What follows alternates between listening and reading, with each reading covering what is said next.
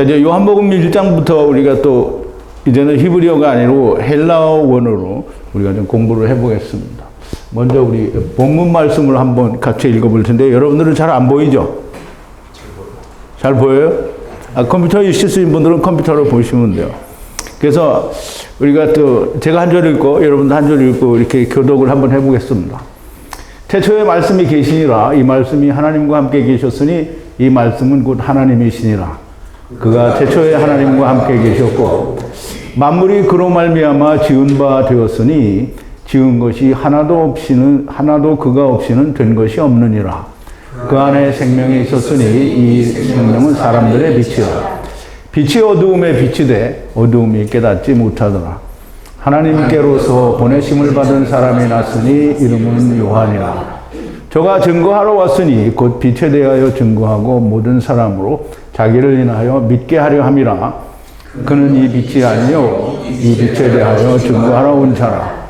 참 빛 곧 세상에 와서 각 사람에게 비치는 빛이 있었나니 그가 세상에 계셨으며 세상은 그로 말미암아 지은 바 되었으되 세상이 그를 알지 못하였고 자기 땅에 오매 자기 백성이 영접지 아니하였으나 영접하는 자 곧 그 이름을 믿는 자들에게는 하나님의 자녀가 되는 권세를 주셨으니 13절이 있는데 이게 안 나왔어요. 그러니까 우리 잠깐 기도하겠습니다.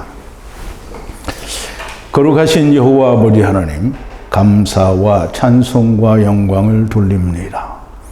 오늘 우리가 창세기를 히브리어로 공부하고 또 출애굽기를 히브리어로 공부하여 모두 마친 후에 우리가 이제 하나님의 그 예정하시고 또 예언하신 그 말씀의 이루심이신 요한복음을 사도 요한, 곧 예수님의 제자, 사랑하시는 제자가 쓴 요한복음을 통하여 우리가 하나님의 말씀의 깊이를 더욱더 깊이 깨닫고자 합니다.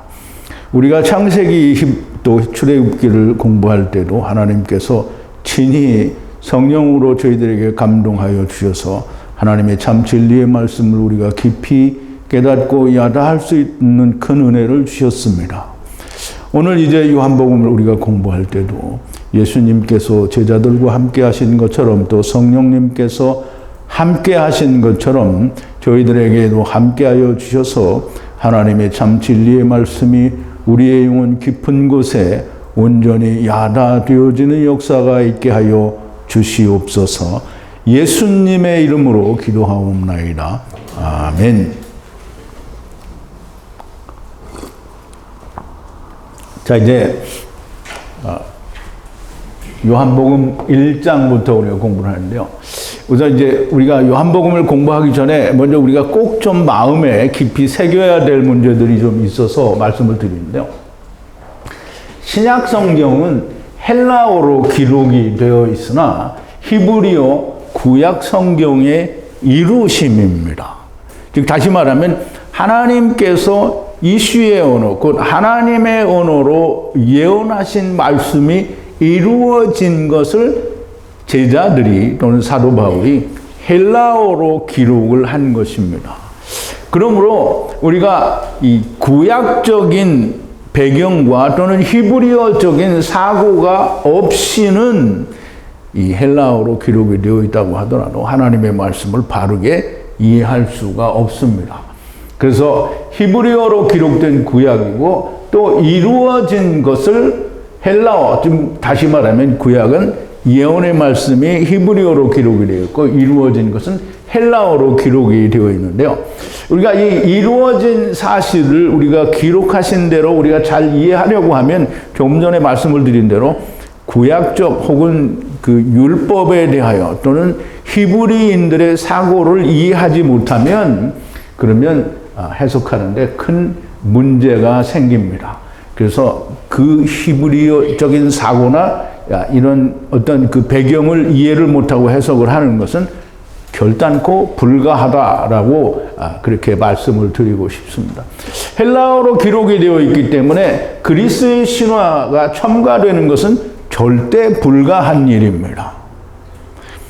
히브리어에는 그런 의미가 없는데 이것을 번역하는 데에 다른 단어, 헬라어의 다른 단어를 사용함으로 헬라어에 히브리에는 없는 의미가 있다고 해서 그 의미를 적용해서 해석을 하면 안 된다라는 그런 말씀입니다. 자, 이제 히브리어에는 없는 것을 헬라어에 있다고 사용하면 절대 안 되는 거고요. 히브리 구약적 사고 위에 더하거나 빼면 절대로 안 됩니다. 이건 뭐 몇 번 제가 다른 강의 때에도 말씀을 드렸는데요. 하나님의 말씀을 더하고 뺀다는 거에 대한 사람들의 어떤 마음에, 그러니까 하나님 말씀이, 하나님이 너는 이제 죽을 거야 이러면 죽는 거잖아요. 그죠? 하나님이 너는 하나님의 말씀에 더하거나 빼지 말라 이렇게 했으면 그것이 막 절대적이어서 아무것도 더하거나 빼면 안 되는 거잖아요. 그런데 유대인들이 이 하나님의 말씀을 지키기 위해서 자기들이 편리한 방법을 위해서 고르반이라는 걸 만들어 놓고 부모를 섬기지 않는 일을 행하기 때문에 하나님께서 유대인들의 그 장로들의 유전은 하나님의 말씀이 아니라고 말씀을 했어요. 그럼 장로들의 유전은 하나님의 말씀을 폐한다라고 했으니까 폐하는 것이 하나님의 말씀일 수는 없잖아요. 그러면 장로들의 유전은 바리새인들의 누룩이다라고 우리가 그렇게 배웠고 또 그렇게 말을 할 수 있습니다. 그래서 신명기 4장 2절에 보면 하느님이 말씀하신 거예요. 제가 얘기하는 게 아니에요. 내가 너희에게 명하는 말을 너희는 가감하지 말고 내가 너희에게 명하는 너희 하나님 여호와의 명령을 지키라. 그럼 이제 가감하지 말라 그랬어요. 그 가는 더하는 거고요. 감은 빼는 거예요. 이게 더하거나 빼지 말라고 했단 말이죠. 그러면 고르반이라는 게 하나님께 드림이 되었다라고 하는 그 이제 이름인데요. 그러면 하나님께 드려야 되는 거잖아요. 그런데 드리지 않고 그거를 끼고 있다가 그건 하나님 거니까 자기 부모를 공경하지 않아도 된다라는 데 이용을 해쳐먹은 거거든요. 그러니까 하나님께서는 더하거나 빼지 말라고 했어요. 근데 그렇게 더거나 뺀 장로들의 유전이 율법에는 보면 뭐 몇천 가지가 된대요. 그러니까 유대인들이 굉장히 중요시하게 여기는 게 또 뭐가 있죠? 탈무드. 탈무드는 하나님 말씀이 아니에요. 근데 오늘날 교회 다니는 사람들도 어디 가서 탈무드를 배워가지고 와서 탈무드에 있는 게 하나님의 말씀인 것처럼 그렇게 막 말을 하는 사람들이 많이 있어요. 근데 탈무드는 절대 하나님 말씀이 아닙니다. 하나님 말씀에는 어떠한 것도 더하거나 빼면 안 되는 거예요.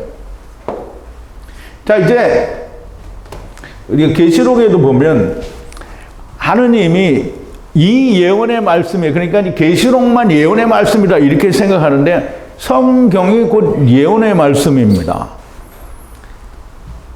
우리가 계시록 22장 18절과 19절을 보면 18절에는 내가 이 책의 예언의 말씀을 듣는 각인에게 증거하노니 만일 누구든지 이것들 외에 더하면 하느님이 이 책에 기록된 재앙들을 그에게 더하실 것이요. 또 19절입니다. 만일 누구든지 이 책의 예언의 말씀에서 제하여 버리면 하나님이 이 책에 기록된 생명나무와 및 거룩한 성의 참여함을 제하여 버리시리라 이렇게 말씀을 하셨거든요. 그럼 이제 우리가 잘 생각해야 됩니다.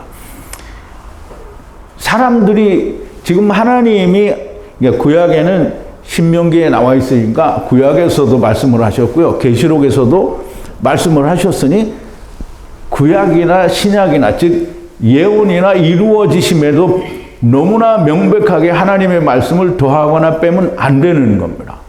그러면 이제 우리가 예를 들어서 좀 이따 또 나오기는 하겠지만 네피림이라는 단어가 헬라어로 번역이 되면서 기간테스로 번역이 됐어요.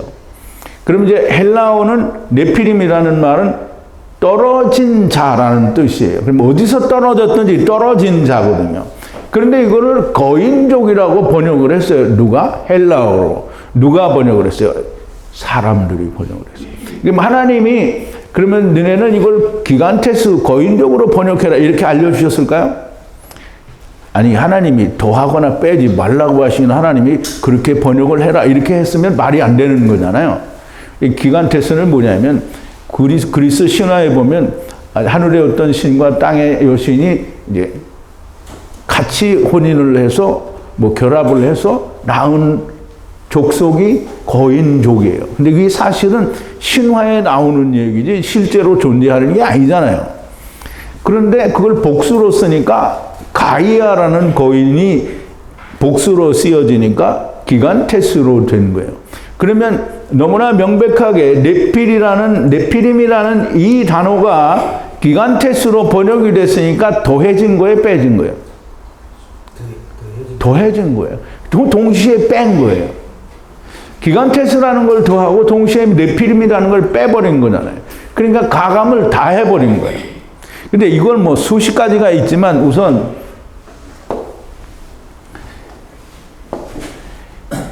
자, 이제 히브리 성경에는 애굽에 내려간 자손이 70인이라 이렇게 얘기를 합니다. 70인. 출애굽기 1장 5절인데요. 이미 애굽에 있는 요셉까지 야곱의 혈속이 모두 70인이었더라 라고 얘기를 해요. 그런데 이것이 헬라어로 번역이 되면서 75인으로 됐어요.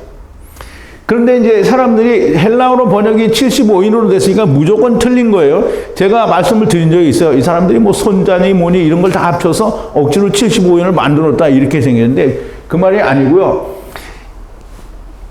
히브리어에는 너무나 명백하게 70인으로 되어 있는데요. 헬라어 번역은 75인으로 되어 있고요.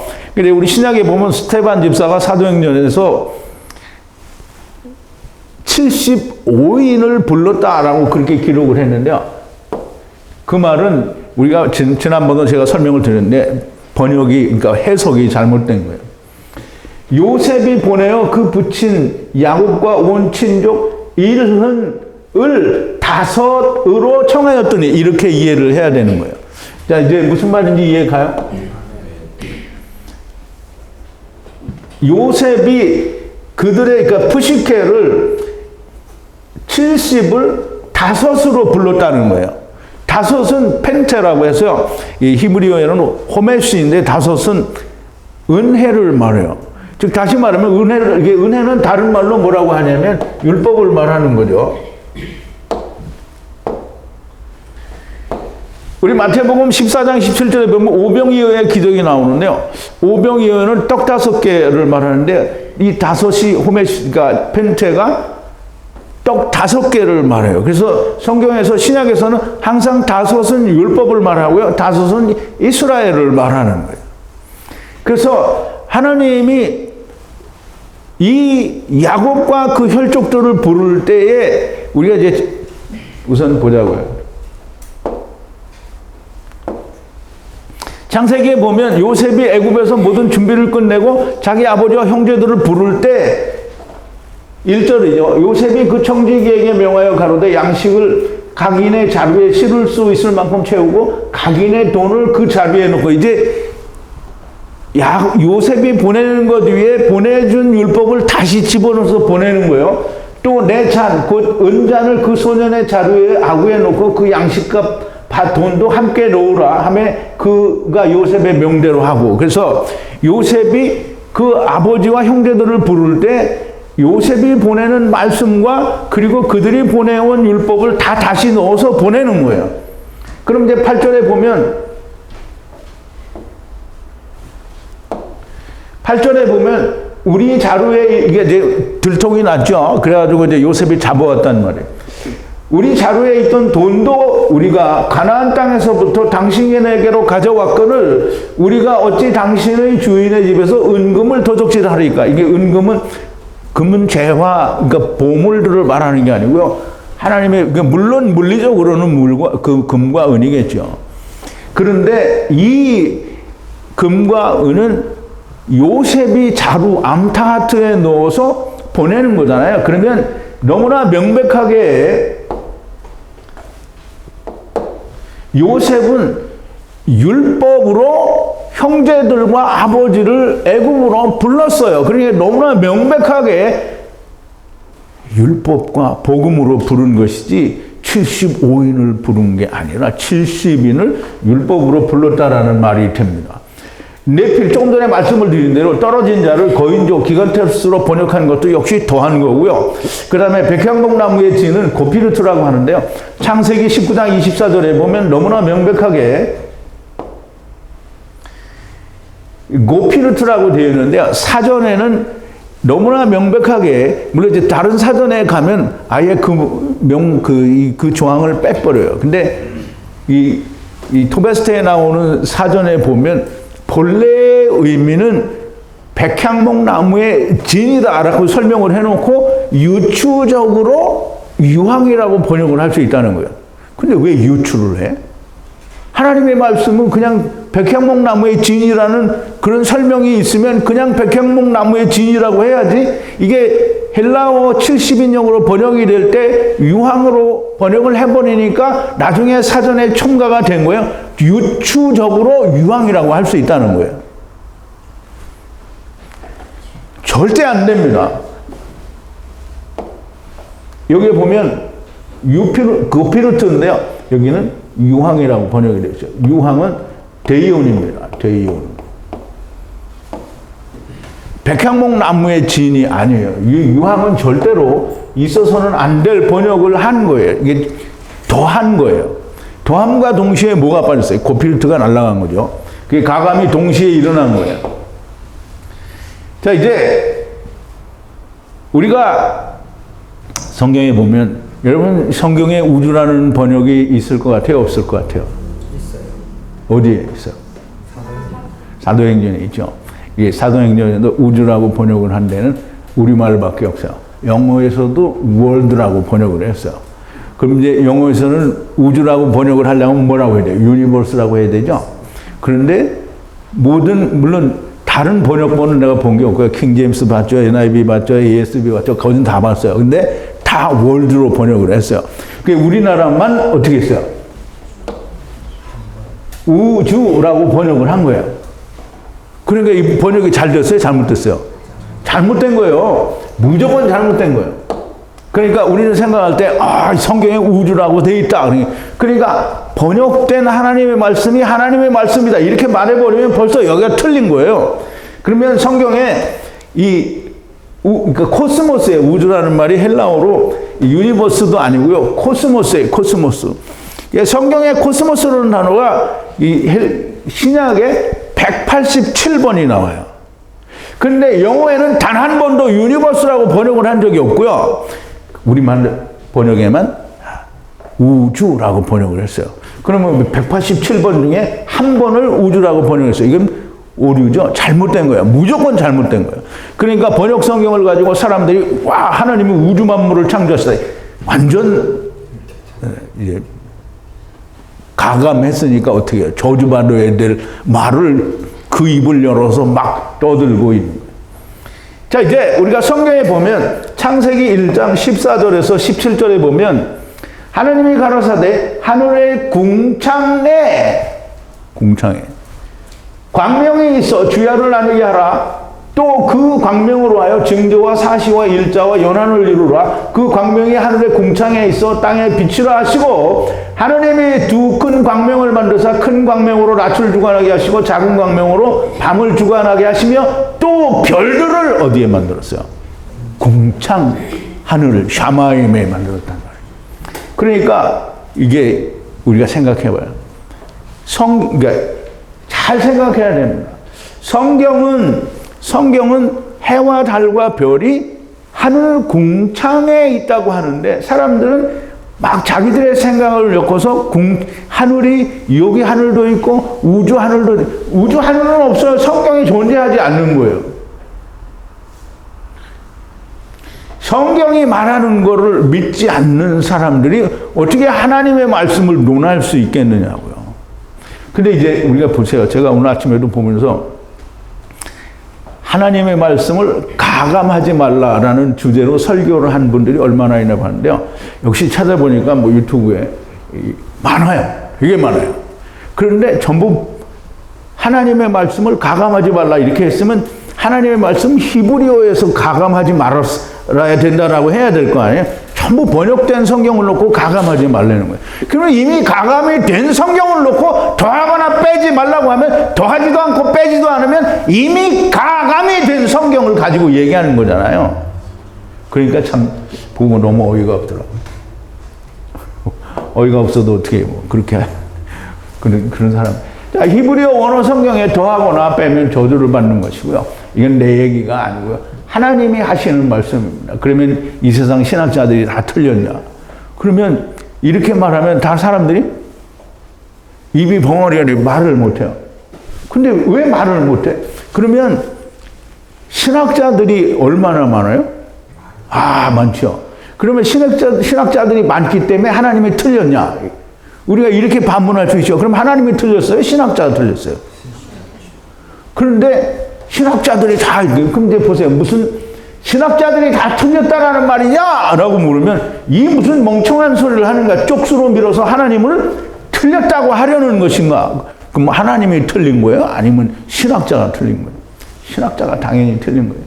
그러면 이런 신학자들이 다 틀렸다라는 말이냐? 이렇게 물어보는 사람은 하나님을 안 믿고 신학자를 믿는 사람들이에요. 번역 성경으로 하나님의 말씀을 말을 한다는 것이 더 이상 하나님의 말씀이 아닌 섞인 것으로 하나님의 말씀을 말한다고 하는 겁니다. 섞인 것은 결단코 하나님의 말씀이 될 수가 없습니다.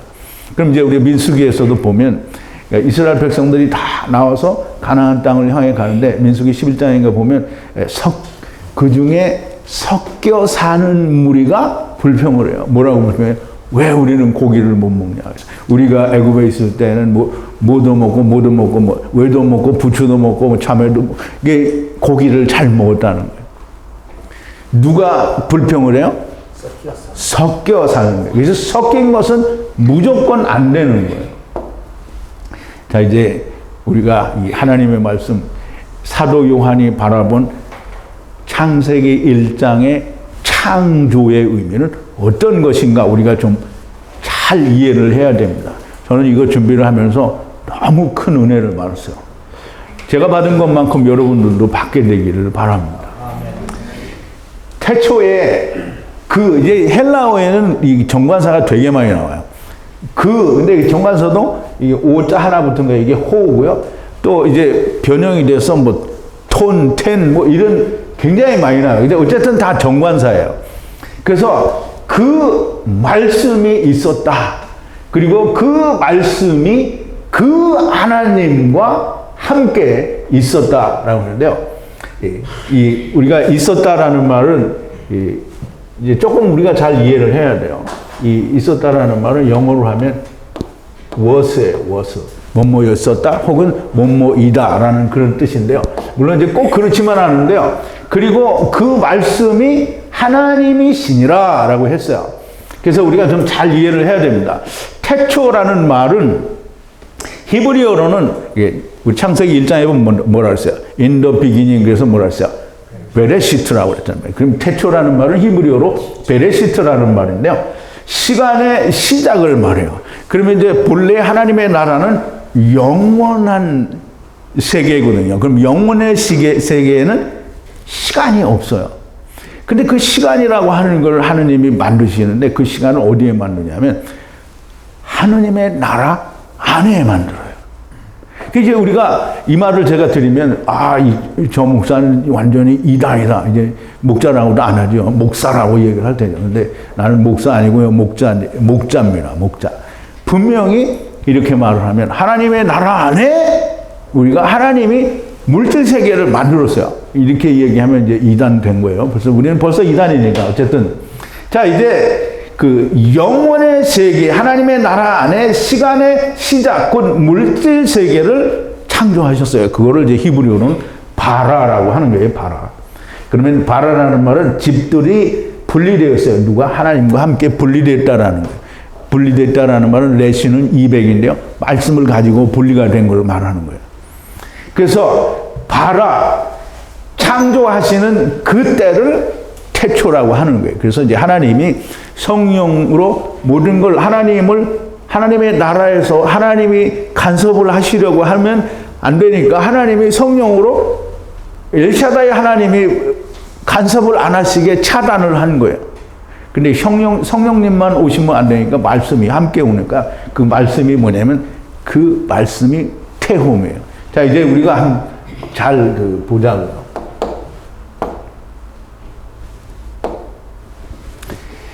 그 말씀이 계셨다라는 말은 태홈, 깊은 물이 있었다는 거예요. 그럼 이제 우리 창세기 1장으로 다 공부했잖아요. 그럼 창세기 1장에 태초에 베레시트에 하나님이 샤마임과 해 에레츠를 어떻게 해요? 발화하셨다 이렇게 돼 있거든요. 근데 그 발화하셨는데 그 땅이 뭐냐면 우리는 땅을 이 땅이라고 하잖아요. 근데 땅이 창세기 1장 2절에서는 땅이 물이에요. 물. 땅이 공허하고 혼돈하며 흑암이 깊음 위에 있다라고 했잖아요. 그럼 흑암이 깊음이라는 말은 태홈이라는 말인데요. 태홈 위에 흑암이 있었어요. 그러면 그 태홈 깊은 물인데 하나님의 생명이 없는 말씀을 말해요. 그래서 물이에요. 물. 깊은 물이 있었는데요. 말씀은 다시 말하면 당연히 우리가 이 말씀은 물이에요. 물. 이제 그게 무슨 말이냐? 말씀은 말씀이지 왜 그러면 창세기 1장 2절에 있는 그 물은 뭐냐고요? 그러니까 지금 사도 요한은 예수님이 사랑하시는 제자예요. 사랑하시는 제자가 말씀은 물이에요. 그게 어디에 있었다고요?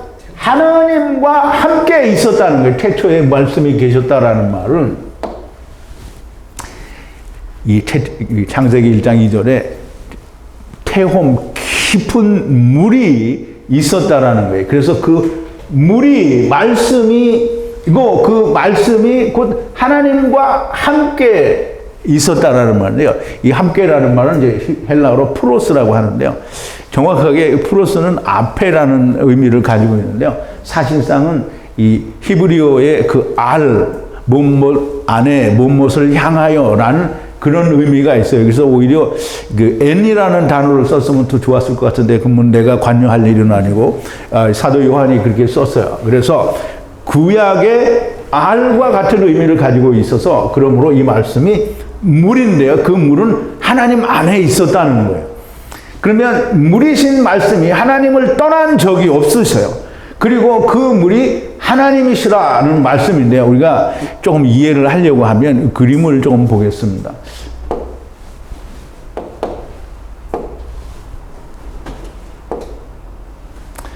자, 이제 동영상을 처음 보시는 분들은 뭐 믿지 않아도 됩니다. 그런데 우리 줌에 오신 분들이나 여기 계신 분들은 뭐 절대적인 거기 때문에 우리가 이제 이 하얀 바탕을 하나님의 나라라고 하는 거예요. 하나님의 나라. 하나님의 나라 안에 하나님이 물질 세계를 지으셨는데요. 물질 세계를 이게 성령이죠. 성령과 이게 하나님의 말씀이에요. 그런데 이제 말씀인데 빛이 없어요. 그러면 하나님의 말씀에 빛이 없는 말씀이란 말이에요. 그래서 이 말씀을 하나님의 나라 안에 성령과 말씀으로 하나님의 나라로부터 모든 걸 차단을 한 거예요. 그걸 바라라고 하는 거예요. 그럼 이제 나는 그거 못 믿겠다 이런 분들은 안 믿으시면 됩니다. 자, 이제 창세기 1장 3절에 뭐라 했어요? 빛이 있으라 라고 하니까 빛이 있었어요. 그래서 빛이 오니까 물이 어떻게 됐어요? 까만 물이 빛이 오니까 파란 물이 됐어요. 그래서 물은 파래요. 그래서 우리가 물은 다 파랗다고 얘기하지 물이 검었다고 얘기하지 않잖아요. 그럼 검은 물은 뭐예요? 흙탕물이죠. 오염된 거예요. 그래서 우리가 이 하나님의 말씀이 섞인 거는 다 흙탕물인 거예요. 이게 맑은 물이 아니라는 거예요. 자, 이제 우리가 이제 한 군데로 더 보죠.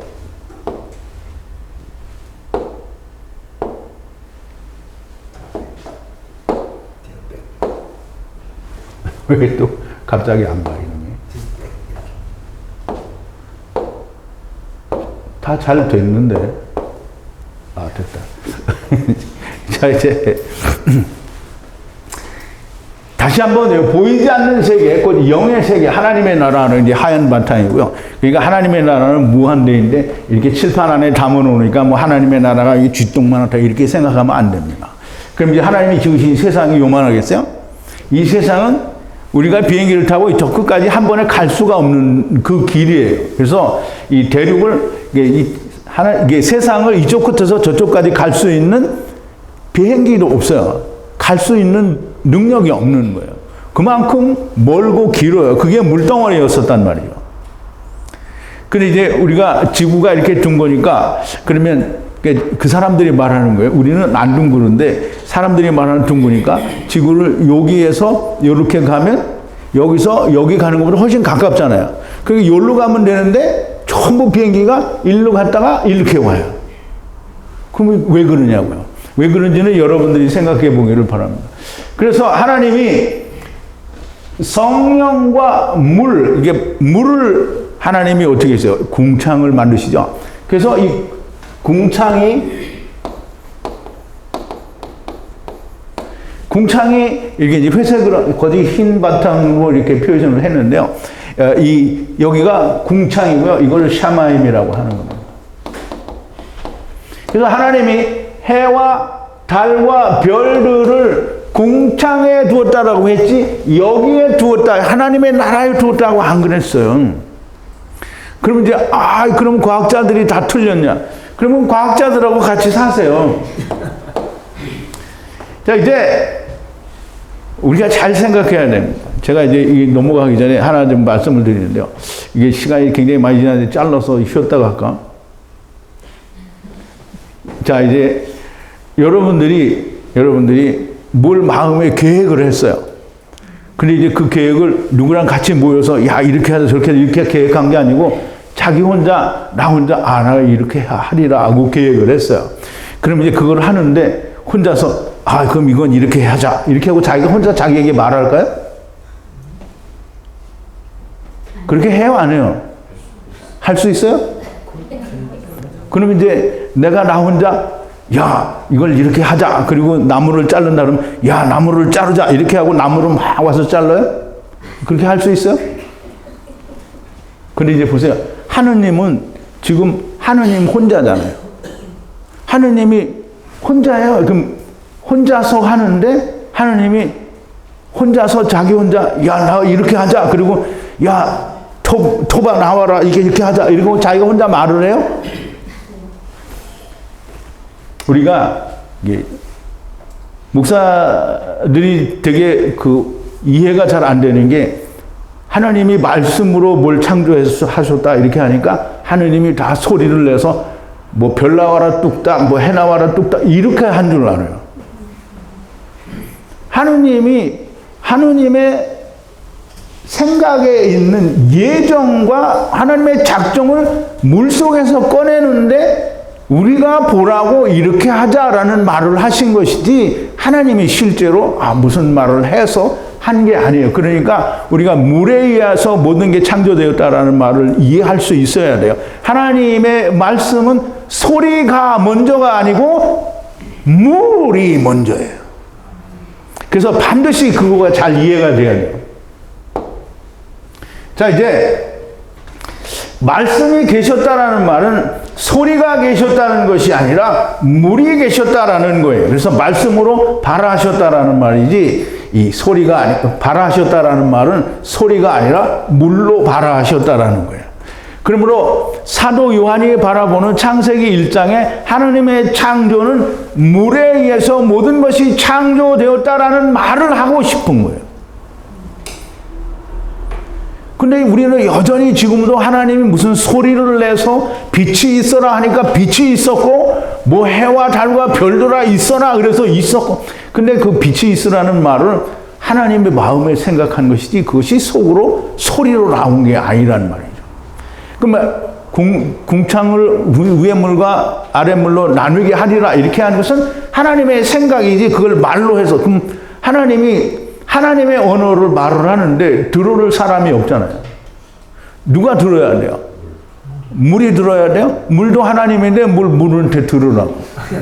그러니까 하나님이 누가 들어야 될 존재가 없어요. 하나님끼리인데 성령으로 통하는 것이지 무슨 소리를 내냐고요. 그러니까 하나님의 소리는 창조에 존재하지 않아요.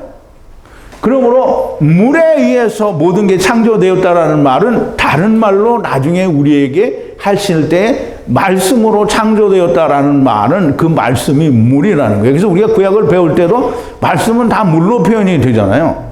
그러니까 우리가 그걸 잘 이해를 해야 됩니다.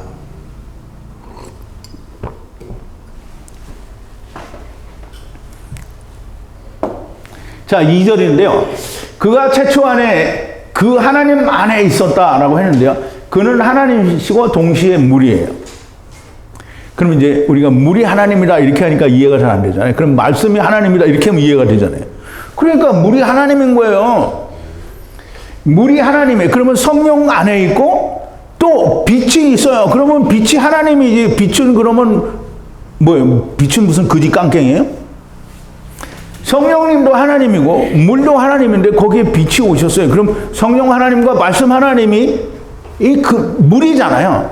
그래서 하느님 안에 있었어요. 그럼 이제 우리가 그림을 또 보면 좋겠는데 제가 링크를 안 해놨으니까 아까 그림에서 보신 대로 우리가 어디 안에 있어요? 하나님 나라 안에 있잖아요. 그리고 또 성령 하나님과 말씀 하나님이 우리를 다 감싸고 있잖아요. 그럼 어디에 있어요? 하나님 안에 있는 거예요. 그럼 이제 말씀이 물이잖아요. 그럼 물은 성령님과 함께 있고 성령님과 더불어 하나님의 나라 안에 함께 있는 거잖아요. 그럼 하나님은 물은 단 한 번도 하나님을 떠나본 적이 없어요. 자, 이제 하나님이시고 그는 동시에 물이시고요. 이 하나님이 신 물이 태초 안에 그 하나님 안에 계셨어요. 아까 말씀드린 대로 그 하나님 안에라는 말은 플러스라는 말인데 R과 같은 의미를 가지고 있습니다. 성령과 말씀, 곧 물이 곧 하나님이시라는 말씀이고요. 절대적으로 반드시 이해가 되어야 하는 것은 하나님의 나라 안에 성령 하나님과 물 하나님이 다 함께 하는 거예요. 그러므로 이 지금 요한복음 1장 강해가 잘 이해가 안 되면 이 창세기를 다시 배워야 되고 창세기를 잘 배운 사람은 이 말씀이 너무 이해가 될 거예요. 자, 이제 만물이 그에 의해 되었고라고 하는데요. 그리고 그가 없이 된 것은 어떤 것 하나도 없다라는 거예요. 그럼 만물이 그에 의해 되었고라고 했는데요. 이게 우리말에는 만물이 그에 의해서 지은 바 되었다라고 이렇게 되는데요. 그 지은 바 되었다는 이 말은 그 이제 이 기노마이라는 말인데요. 이게 기노마인데요. 이 기노마이는 히브리어로 하면 하야와 같은 의미를 가지고 있어요. 존재하게 됐다라는 말인데 우리가 하야도 그 창세기 5장을 공부할 때 아담이나 그 모든 믿음의 조상들이 하야하였었다라고 얘기를 하잖아요. 그러면 물질 세계가 아닌 곳에서부터 물질 세계에 보이셨던 것, 이게 존재하셨던, 오셨었던 이런 의미를 가지고 있다면 기노마이가 바로 그런 의미를 가지고 있어요. 그래서 사도 요한은 만드셨다, 지으셨다 말하지 않고 기노마이라고 말씀을 하시는 거예요. 하야했었다라는 거예요. 그가 물이 없이는 하야, 즉 기노마이 한 것이 어느 것도 없다는 거예요. 그러면 우리 창세기 1장에 보면 전부 하나님이 말씀으로 그러는데 말씀이 아니고 물로예요.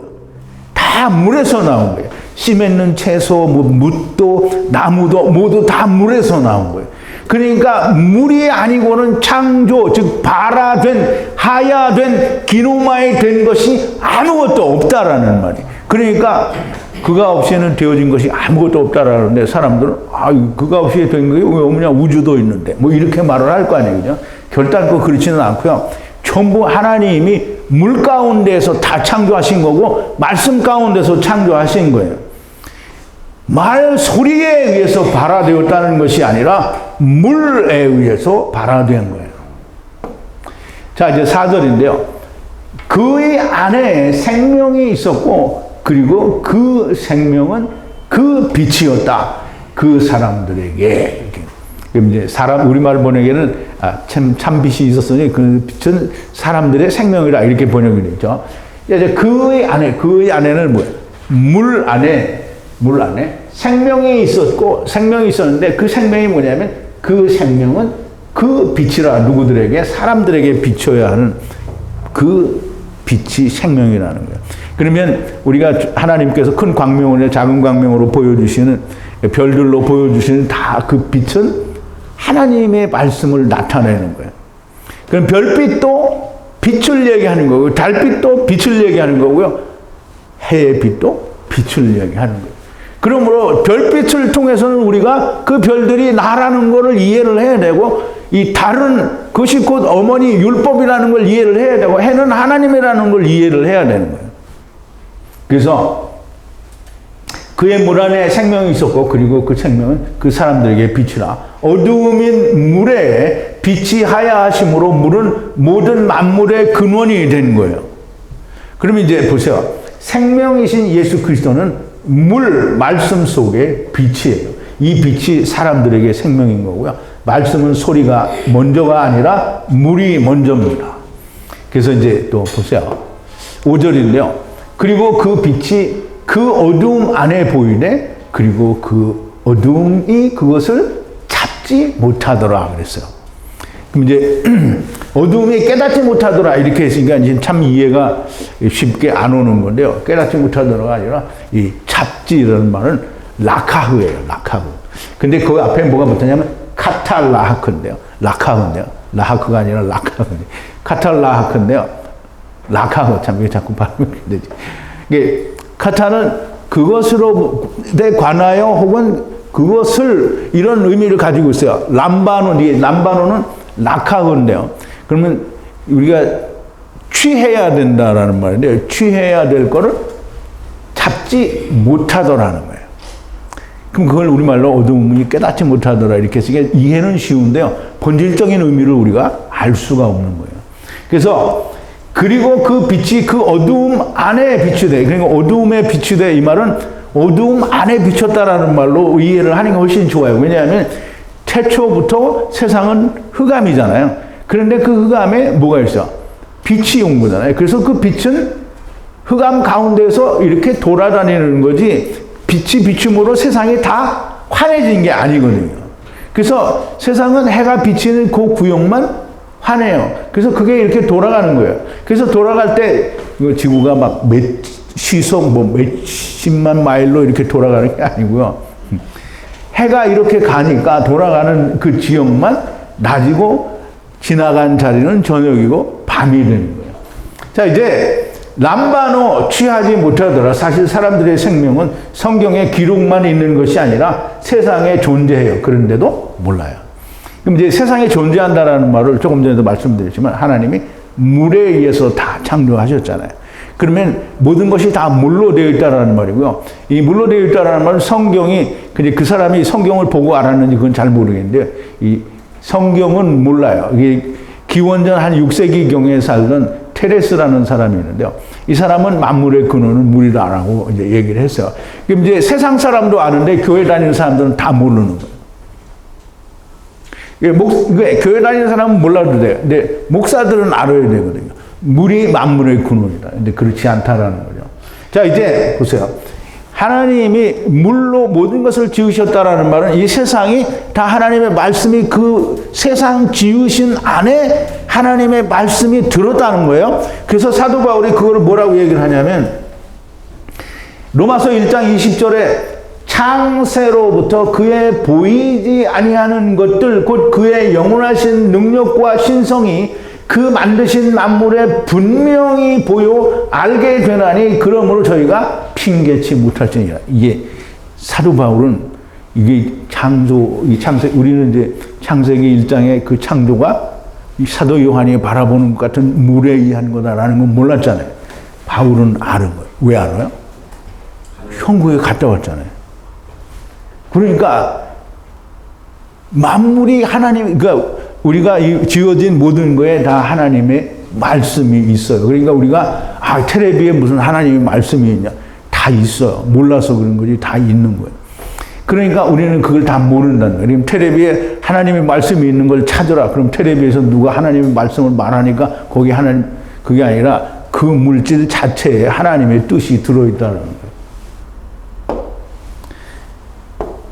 자, 이제 6절인데요. 하느님으로부터 보내진 사람이 있었으니, 하나님께로부터 보내진 사람이 있었어요. 근데 보내졌다라는 말은 이제 샬라흐라는 말인데요. 샬라흐, 이게 똑같은 말이에요. 샬라흐하고. 그럼 이제 우리가 세상에 보내졌어요. 샬라흐. 근데 이제 하나님께로부터 보내짐을 받은 사람이 있었으니, 이게 이제 있었으니라는 말은 또 이게 뭐예요? 기노마이. 근데 있었으니 하야했다라는 말이에요. 하나님이 보내셔서 하야한 사람이, 그의 이름은 뭐냐면 요한인 거예요. 하나님으로부터 보내진 사람이 기노마이 하야하였으니 그 이름은 요한이라. 그럼 이제 하나님이 이 세상에 온 사람 치고 아무도 하나님이 보내지 않은 사람은 없어요. 물론 다 마귀 자식으로 보내졌지만 이 세상에 온 거는 다 하나님이 보내셔서 온 거예요. 이 사람은 침례 요한이고 광야에서 외치는 자의 소리이며 주님의 길을 평탄케 하는 오리라 하시던 엘리야가 맞습니다. 변화산에서 보면 우리가 이제 이 예수님의 제자 베드로와 안드레와 요한인가요? 이게 세 제자를 데리고 왔죠. 세 제자를 데리고 와서 변화산에서 뭐예요? 모세와 엘리야와 예수님이 함께 대화를 나누는 걸 보고 이제 베드로가 주여 여기가 줬으니 여기다 추막셋을 짓는데 뭐 주를 위하여 모세를 위하여 엘리야를 위하여 지으리다 하는데 뭐 그 뜻을 우리가 다 헤아릴 수는 없으나 예수님이 내려오실 때 뭐라고 했냐면 그러니까 엘리야가 세례 침례 요한이 오리라 하던 엘리야인데 저희들이 임의로 대접하였도다 이렇게 얘기하시죠. 그러면 예수님이 이 침례 요한은 누구라 그랬어요? 엘리야라고 얘기를 증거를 하신 거잖아요. 그러니까 예수님의 증거는 거짓되지 않잖아요. 그러니까 예수님의 증거는 너무 참입니다. 저가 증거를 위해 왔으니 이같이 그 빛에 대하여 증거하여 모두가 자기에 의해 믿게 하려 함이라 그랬어요. 그럼 이제 저가 침례 요한이 증거를 위해서 왔으니 이같이 그 빛에 대하여 증거하여 모두가 자기에 의해서 믿게 하려 함이라. 이게 너무 간단하게 설명이 됐죠. 근데 우리가 좀 더 설명을 하면 하나님의 보내신 모든 선지자들도 이 빛에 대하여 증거하였으나 그 이제 우리가 이제 사도행전 3장 24절에 보면 또한 사무엘 때부터 오므로 말한 모든 선지자도 이 때를 가리켜 말하였느니라. 이 말은 예수 그리스도가 오실 때를 가리켜서 모든 선지자들이 말을 했다는 거예요. 근데 그 선지자의 마지막이 이 세례 침례 요한인 거예요. 이 빛, 생명과 천국에 대한 마지막 증거가 침례 요한이라는 거예요. 왜냐하면 빛이 이제 오셨기 때문에. 근데 빛이 오셨는데 또 빛이 올 거라고 증거하면 안 되잖아요. 그러니까 마지막 증거가 되는 거예요. 이스라엘에게 아무 전조도 징후도 없이 오신 것이 아니고요. 모든 포커스, 모든 것이 다 예수 그리스도에게 맞춰져 있었어요. 그래서 헤롯도 그렇고 이 바리새인들도 그렇고 오리라 하는 예수가 동방박사들에 의해서 나타나게 되니까 그러면 메시아가 어디서 나게 되느냐 물어보죠. 그럼 바리새인들이 뭐라고 했어요? 베들레헴에서 난다라고 얘기를 했어요. 그러면 유대인들이 그 하나님의 말씀에는 메시아가 오신다라는 포커스가 되어 있는 거예요? 안 되어 있는 거예요? 다 되어 있는 거예요. 근데 이들이 안 믿은 거예요. 왜? 자기들이 원하는 메시아가 아니기 때문에 다 그렇게. 그러니까 헤롯은 거기에 난 2살 미만의 애들은 다 죽이라고 했잖아요. 그러니까 사람들이 생각할 때 예수님이 와갖고 막 2살 미만 애들 다 죽였으니까 예수님 뭐 오지 아직 왜 왔냐 뭐 이렇게 말하는 사람들이 있는데 참 웃기는 소리 하는 거죠. 참 이해가 짧은 사람들은 그런 말을 할 수밖에 없는 거예요. 모든 포커스가 주님께 맞춰져 있고 엘리야도 보내주셨어요. 그럼 이제 세례 침례 요한이 왔어요. 와서 지금 예수 그리스도에 대해서 증거하는 거잖아요. 그럼 예수 그리스도에 대해서 증거함으로 저희들에게 천국이 가까웠으니까 회개하라 그러고 물로 침례를 베풀고 있었어요. 그런데 그 침례 요한에게 예수님이 오시니까 지나가는 걸 보고 이 침례 요한이 뭐라 했어요? 보라, 세상 죄를 지고 가는 하나님의 어린 양이로다. 그리고 그 어린 양이 자기에게 왔어요. 근데 내가 침례를 받아야 할 텐데 어떻게 나한테 침례를 받으러 오시냐? 그랬더니 이와 같이 하여 우리가 이 선을 이루는 것이 합당하다라고 주님이 말씀하시죠. 물론 이제 그 말씀은 다 이미 강의로 설명을 드린 적이 있는데 어쨌든 지금은 설명을 드릴 기회가 없고 시간이 없고요. 엘리야로 보내주셔서 생명, 천국, 예수 그리스도에 대하여 증거하시고 이 엘리야로 말미암아 즉 이제 세례 요한으로 침례 요한으로 말미암아 믿게 하시려고 침례 요한을 보내심을 받고 하야한 거예요. 그런데 침례 요한도 죽이고 생명의 빛 그리고 천국이신 주님도 죽여버리죠. 왜 죽일까요? 자기가 원하는 게 아니에요. 그 이제 사람들이 하나님을 믿을 때 이 이스라엘하고 똑같아요. 하나님이 자기가 원하는 하나님이 아니면 다 안 믿어. 그럼 그건 아니야, 하나님. 내 마음에 맞아야 돼. 근데 내 마음에 맞는 하나님은 안 돼요. 왜냐하면 교회 다니는 사람들이 전부 하나님 목에다가 개줄을 묶어가지고 개 끌고 다니는 거예요. 하나님이 내 걸음걸음을 지켜주시면서 하나님이 나의 이 길을 평탄케 하고 나를 복달라는 거잖아요. 하나님이 왜 자기들의 종이 돼야 돼? 하나님은 저희들에게 생명을 주시는 분이잖아요. 그럼 우리가 생명을 얻기 위해서 어떻게든지 하나님의 뜻에 합당하게 살아야 되는데 다 버리고 하나님을 내가 끌고 다니잖아요. 그럼 미친 거예요. 그러면서 하나님이 복 주기를 바라는 거잖아요. 이게 얼마나 미친 거예요. 정말 막 환장하게 미친 거잖아요. 자, 이제 그는 8절인데 그는 그 빛이 아니었다. 그리고 그러나 그 빛에 대하여 증거하기 위함이라.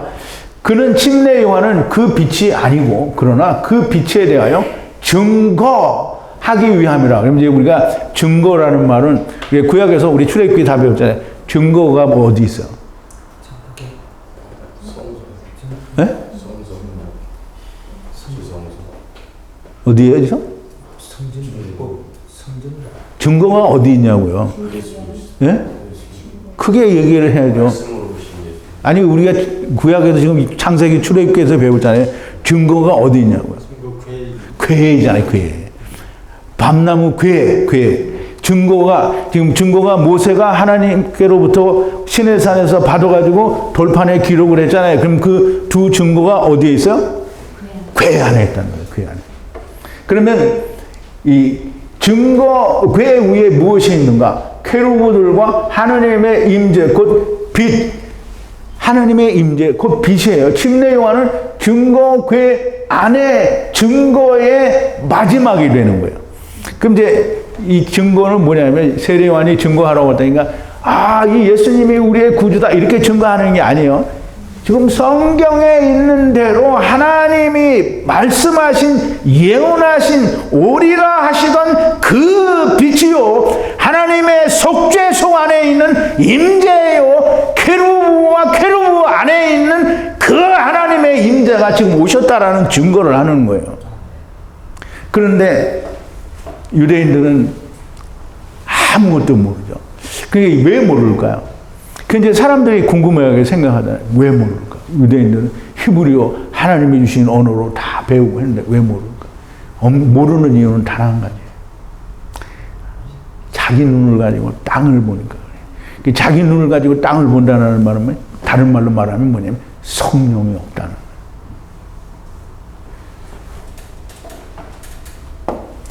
자, 이제 그 진리의 그 빛이 있었으니 이것은 그 세상으로 와서 모든 사람에게 비치는 것이라 그랬어요. 보세요. 빛이 세상에 비치는 것은 이미 창세기 1장 3절에 빛이 있으라 하심에 빛이 비쳤어요. 그럼 그 빛이 어디에 비쳤냐면 어두움에 비쳤잖아요. 그럼 어두움에 있는 자들 이 빛을 볼 수 있어야 돼요. 근데 우리가 다 어두움에 있다라고 생각하지 않아요. 그러니까 빛을 모르는 거예요. 모든 사람에게 비치는 것이라 그랬어요. 그 빛은 하느님이 우리에게 생명을 주시기 위해서 우리에게 어둠 속에 빛으로 한 줄기 빛으로 우리에게 보여주시는 그분이 예수 그리스도요. 그분이 곧 생명인 거예요. 그분이 곧 진리고 그분이 곧 하나님의 나라고 그분이 곧 생명인 거예요. 그분을 우리가 만나지 못하면 이 땅에 있으면서도 생명을 모르는 거예요. 그 진리의 그 빛이 있었으니 이 빛은 세상은 코스모스 아니고요. 에레츠. 물론 이 코스모스가 본래의 히브리어에서는 다 에레츠고요. 헬라어로 번역이 될 때는 코스모스라고 했는데 코스모스를 별로 반갑지가 않아요. 왜냐하면 사람들이 코스모스에 우주가 있다라고 말하니까 참 반갑지가 않아요. 에레츠에, 근데 본래 코스모스에는 우주라는 개념이 없었어요.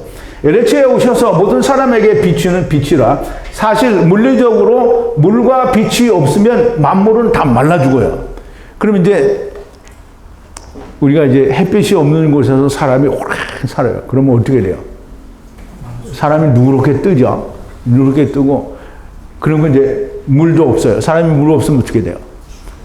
예, 우리가 갱이 무너져서 갱도에 갇혀가지고 특정한 날을 지나면 물이 없어서 죽어요. 근데 이 사람들이 뭐 이제 별의별 수단을 다 쓰죠. 물이 없으면 결국은 자기 오줌도 먹고 이렇게 해서 생명을 끝까지 버팅기고 있다가 구원받는 사람들이 있어요. 어쨌든 물리적으로도 물과 빛이 없으면 만물은 다 말라 죽게 돼 있고요. 생명의 근원은 물과 빛이에요. 근데 만물의 생명의 근원도 근원도 물과 이 빛이 생명의 근원이고 또 영생의 근원도 역시 물과 빛입니다. 즉 하나님의 말씀과 빛 예수 그리스도가 없으면 우리의 영도 죽을 수밖에 없는 거예요. 자, 이제 10절인데요. 그 세상 안에 있으며 그리고 그 세상은 그에 의해 존재하는데, 이게 그는 여기서는 말씀 아니라고 했죠. 물이에요. 물에 의해 존재하는데, 즉 다시 말하면 하야했는데, 세상이 코스모스가 그에 의해 존재, 즉 하야하는데, 그리고 그 코스모스 세상은 그를 알지 못한다. 그 빛이 세상 안에 있으며, 그 빛이 세상 안에 있어요. 지금 예수님이 우리가 이제 해를 보고 이 해가 비치는 빛이, 그러니까 이제 창세기를 하면서 해와 달과 별을 하늘에 두셨다고 했고, 요셉이 뭐라고 했냐면 해와 달과 별이 나한테 절을 한다고 얘기했잖아요. 근데 야곱은 그 말을 마음에 뒀어요. 근데 형제들은 막 이제 미워하기 시작하는 거예요. 그러면 해와 달과 별이 뭐예요? 해는 야곱이 뭐라냐면 아버지와 달은 어머니라고 했어요. 그러면 형제들, 그 별은 형제들이에요. 근데 야곱은 그 말이 맞는다고 생각을 한 거예요. 그래서 마음에 뒀어요. 그러면 해는 야곱이고 해는 하나님을 얘기하는 거예요. 그리고 달은 율법을 말하는 거고요. 그 아래에 있는 다른 모든 별들은 율법 아래 온 세상에 온 모든 사람들을 말하는 거예요. 그런데 이 해와 달과 별을 보고 사람들이 하나님을 알지 못해요. 이 해와 달과 별을 보고 뭘 할까요? 사람들이 그거 보고 다 점성술을 하는 거예요. 점성술을 하는 거예요. 별자리 가지고 다 타로 점치고 다 이렇게 하는 거예요. 근데 성경에는 뭐라고 되어 있냐면 하나님이 세상의 민족과 민족대로 분정하신 거라고 했어요. 그러므로 그들을 섬기는 거는 사람을 섬기는 거 똑같은 거예요. 절대 그렇게 하면 안 된다라고 얘기를 한 거잖아요. 그 빛이 세상 안에 있으며 그 세상은 그 빛과 물과 빛에 의해 존재하게 되는 하야한 것인데 그 세상을 그 물과 빛을 알지 못하는 거예요. 그러니까 이제 우리가 잘 생각을 해봐요. 저와 여러분들은, 그리고 주변에 있는서 지금 이 강의를 듣는 분들은 다 뭐냐면 지금 우리가 하나님도 알고 그리고 이 빛도 알고 물도 알고, 물은 뭐라고요? 말씀이에요. 곧 예수 그리스도예요.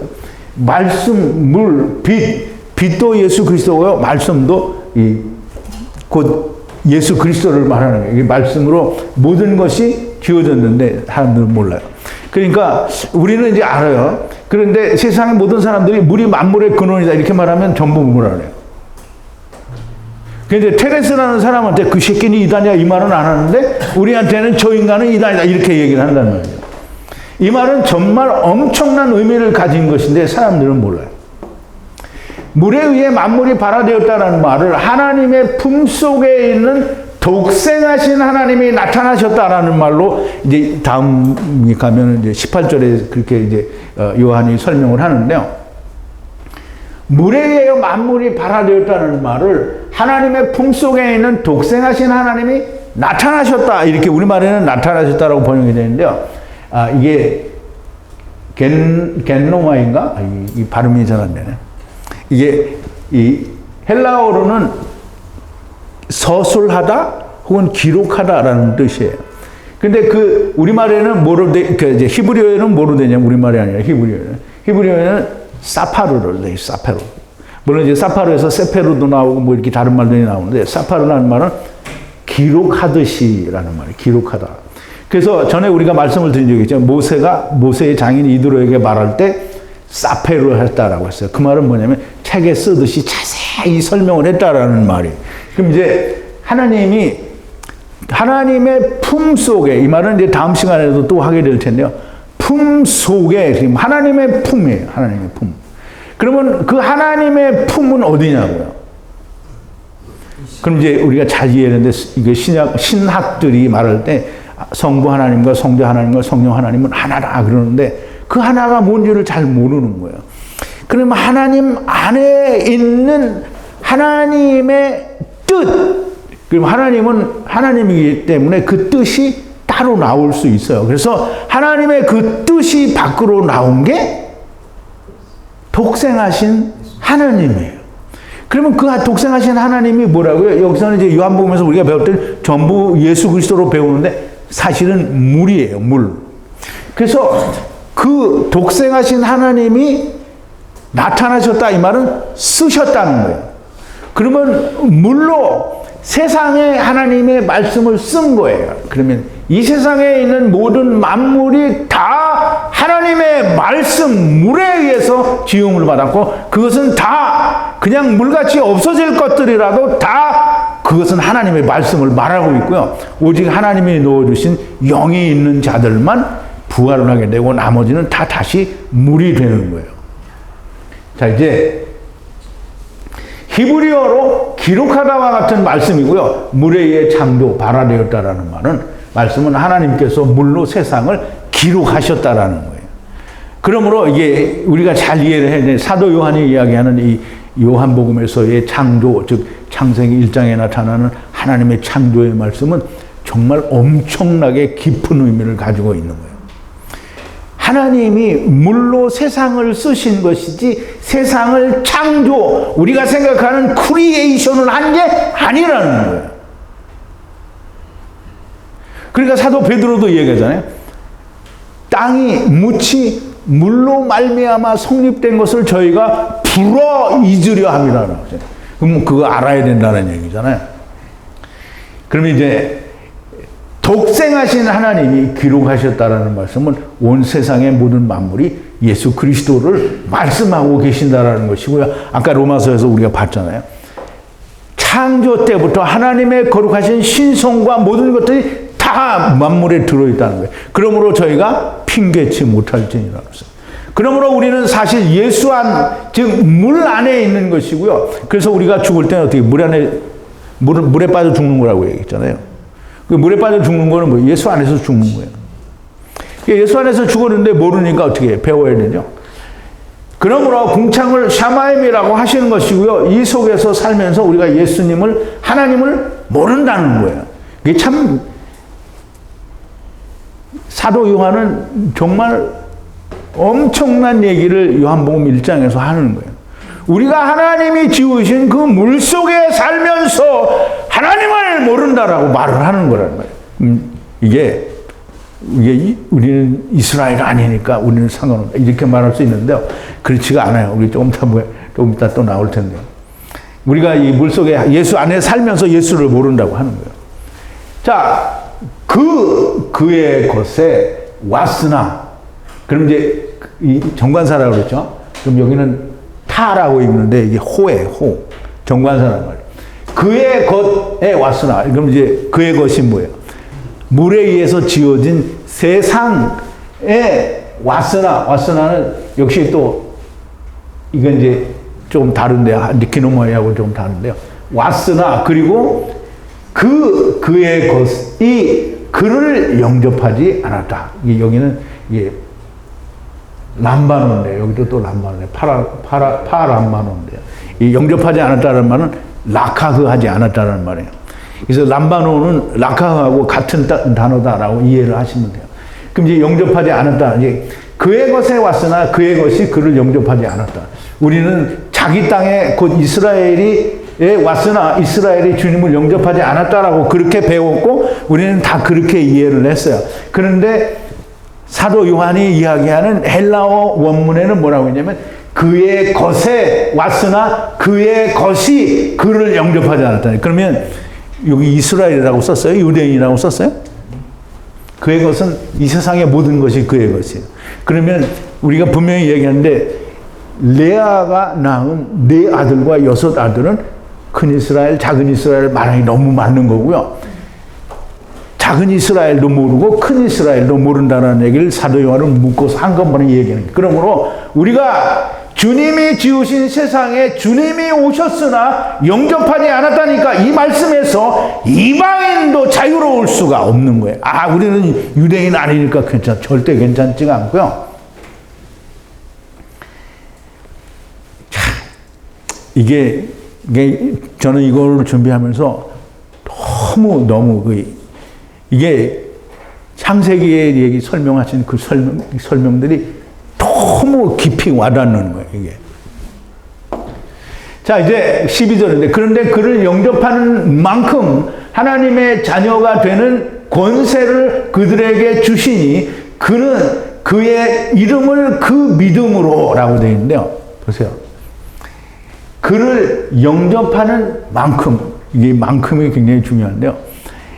이게 어떤 때에는 우리말이 아니기 때문에 참 납득이 잘 안 되는 경우가 많았어요. 이 만큼은 뭐뭐만큼이잖아요. 그런데 이게 그러니까 영어로 하면 S마치 S인데요. 뭐뭐 하는 한 이런 의미로 이해를 하면 돼요. 그래서 그를 영접하는 한, 영접하는 자는 뭐 이런 말이에요. 그러니까 영접하지 않는 자가 많이 있다라는 의미를 포함하고 있어요. 그래서 하나님의 자녀가 되는 권세를 주셨다. 이 권세가 뭔지 알아요? 엑수시아예요, 엑수시아. 엑수시아 어디서 나오죠? 로마서 13장에 나오죠. 세상의 권세자들이 받은 그 권세가 엑수시아예요. 그럼 이제 하나님이 주시는 하나님의 자녀가 되는 권세, 엑수시아는 누가 건드릴 수가 없어요. 물론 하나님이 주신 권세, 세상 권세도 누가 건드릴 수 없어요. 근데 하나님이 나중에 뺏어가면 뺏는 거잖아요. 그런데 하나님의 자녀가 되는 권세는 누구라도 뺏을 수가 없어요. 그 권세를 주시는데 그 권세를 받는 것은 어떤 거냐면 이게 믿음이 그예요. 그의 이름을 믿는 믿음이에요. 그럼 이제 우리가 이름이라는 말을 이제 우선 설명을 줄게요. 그런데 그를 빛 생명 천국을 영접하는 람바노 라카흐 하는 만큼 하나님의 자녀로 하야 지금 기노마이 하는 권세를 엑소시아를 그들에게 주시니 그랬어요. 자, 이제 그것은 그의 이름을 믿는 그 믿음으로 되는 건데요. 영접, 람바노, 라카흐 하는 것은 곧 그의 이름을 믿는 것이라는 말이에요. 그럼 이제 영접한다라는 말은 그의 이름을 믿는 거예요. 그래서 우리가 믿음이라는 걸 잘 알아야 되는데요. 믿음은, 우리가 믿음을 제일 위로 거슬러 올라가면 누가 믿음이에요? 아브라함이죠. 아브라함은 하나님이 말씀하시면 무조건 믿었어요. 그래서 그 이름을 믿는 것이라는 말인데요. 그러나 모든 예수 믿는다는 사람들이 다 그 이름을 믿는다고 한단 말이에요. 그런데 이 사람들이 다 이 빛, 생명, 천국을 영접, 람바노, 라카흐 한 것이 맞는가? 우리가 지금, 그럼 오늘날 교회 다니는 사람들 다 우리가 그렇게 물어보자고요. 생각을 해보거나. 그럼 다 이렇게 람바노 된 사람이 믿는다고 하는 사람들이 아니라는 말이에요. 아버지의 집을 떠나는 것도 모르고 자기가 하나님의 아들 곧 독생하신 하나님의 기록하신 말씀 안에서 사는 것도 모르고 그런데 믿는다고? 이건 거짓말인 거죠. 그 믿음은 세상의 다른 종교를 믿는 믿음과 조금도 다르지 않아요. 다른 것은 다음 절에서 이제 설명이 됩니다. 이것은 피로도 아니고 육신의 뜻, 생각, 뜻도 아니고 사람의 뜻도 아니고 이게 의라는 말은 의로운 의가 아니고요. 이게 뭐뭐로부터 이런 뜻이에요.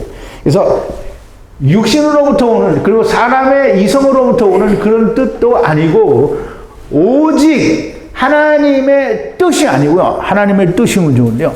하나님의 나으심이에요. 나으심.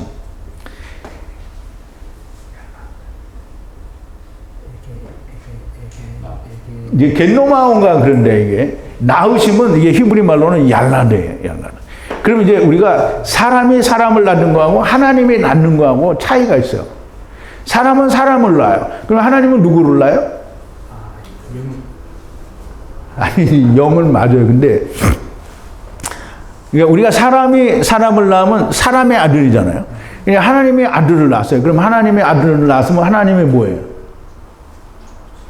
하나님의 아들이잖아요. 그러니까 하나님이 낳으심이잖아요. 그러면 하나님이 아들로 낳는 거예요. 그러니까 요한일서에서 사도 요한이 말하기를 아버지께로서 난 자마다 그렇지. 그러면 믿는 자가 아니고요. 아버지께로서 난 자예요. 그럼 아버지께로서부터 난다라는 말은 처음부터 내가 아버지의 아들인데 이제 다시 아버지의 아들이 되는구나. 이걸 아는 게 아버지의 하나님의 낳으심이에요. 그러면 우리가 피로 안 된다는 말은 예수 그리스도의 피로 안 된다는 말이 아니고요. 유대인들이 자기들은 유대인의 피다라고 얘기하는 거잖아요. 유대인, 바리새인, 유대인이 안 되고요. 그리고 육신의 생각. 그러니까 육신을 쫓아서 하는 것도 안 되고 사람이 머리가 좋아서 많이 생각을 해도 안 되는 거고요. 오직 하나님의 낳으심으로 믿음이 그거예요. 예수 그리스도를 믿어서 구원을 얻는다는 것은 하나님의 아들이 되는 것을 믿는 거예요. 누구로 말미암아? 예수 그리스도로 말미암아 그렇다는 거예요. 자, 강해를 이게 우리가 그 이름을 믿는다라는 말인데 이름은 그 히브리어로는 스트롱 코드가 8033이고요. 샴이에요. 샴은 쉰과 맴이에요. 그러면 쉰은 성령이고요. 맴은 말씀이에요. 그러면 이름을 믿는다라는 말은 그래서 구약에서는 히브리어에서는 물론 다른 데서도 다 중요하죠. 그래서 우리가 세상을 살 때도 이름이 좋아야 된다라고 얘기를 하는데 물론 이름대로 되는 건 아닌데요. 사실은 하나님의 말씀에서는 다 모두가 이름대로 되는 거예요. 그래서 구약에서 모든 사람의 이름이 나쁜 이름이 단 하나도 없어요. 오히려 저주를 받았다라고 하는 저주까지도 나쁜 게 없는 거잖아요. 그러니까 이 이름을 믿는다라는 건 성령과 말씀에 의해서 예수 그리스도께서 우리를 여호와 야샤라고 하는 걸 믿는 게 믿음인 거예요. 이름을 믿는 게 그거예요. 강해를 들으시는 분들에게 절망을 주려는 것이 아니고요. 이것은 그게 지금 믿고 있는 건 그게 아니니까 바르게 알고 믿으라는 것이지 제가 당신들은 틀렸으니까 다 음부야 지옥은 없으니까 음부야라고 이 말을 하려는 게 아니고요. 지금 알고 있는 건 잘못된 거니까 바르게 알고 믿으라는 것이에요. 예수님도 이스라엘에게 오셔서 이스라엘에게 3년 내내 다시 믿으라고 하셨어요. 잘못인 것을 알려주려는 것이지 당신들은 다 음부다 멸망이다라는 말을 하려는 게 아닙니다. 하나님께서 나를 낳으셨다라는 말은 세상의 종교에서 말하는 믿음이 아닙니다. 하나님의 나라에서 낳으신 것처럼 나를 또 하나님이 낳으신 아들로 알게 되는 것이 하나님의 낳으심이고요. 하나님께서 나를 낳으신 아버지신 것을 야다하는 것이 곧 람바로 영접하는 거예요. 그게 믿는 거예요. 자, 이제 여기까지 하고 잠깐 기도하겠습니다. 거룩하신 여호와 아버지 하나님, 감사와 찬송과 영광을 돌립니다. 오늘도 사도 요한, 곧 하나님의 예수 그리스도의 사랑하시는 제자, 우리의 사랑하는 제자 요한을 통하여 우리에게 말씀하신 창세기와 관련된 모든 말씀을 우리가 깊이 묵상하여 하나님의 말씀은 곧 물이요, 물에 의하여 이 세상이 창조되어졌고 물에 의하여 세상이 창조되었다라는 말은 이 물로 세상에 하나님의 말씀을 쓰셨다라는 그 뜻이 된다라는 깊은 말씀도 우리가 이해를 했습니다. 아버지 하나님, 오늘 들려주신 말씀들이 저희 안에서 꼭 살아 역사하는 생명의 말씀이 되게 하시고 저희들로 말미암아 하나님께서 이루시고자 하는 하나님의 나라들을 많이 이루시는 역사가 일어나게 하여 주시옵소서. 예수님의 이름으로 기도하옵나이다. 아멘.